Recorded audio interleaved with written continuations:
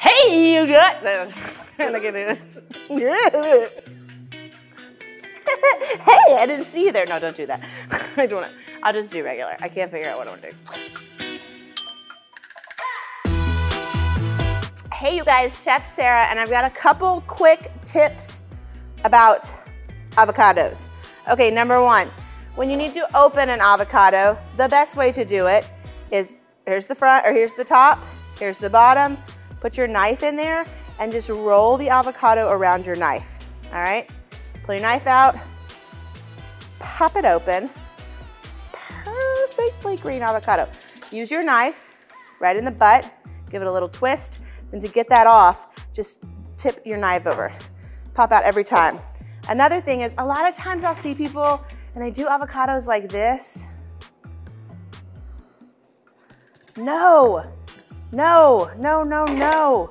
Look, it has a divot in it. It's not perfect. It needs to be perfect. Take your thumb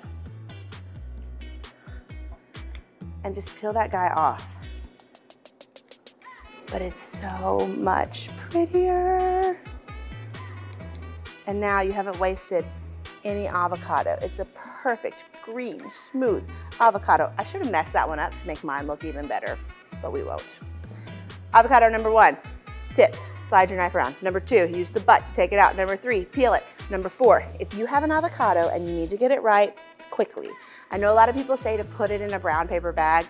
That'll work, but it takes a little bit longer. If you need it to work fast, submerge it in flour. And that will keep all of the gases that are gonna turn this ripe packed in there. It'll go from bright green to perfectly ripe like this overnight. Best trick of the day.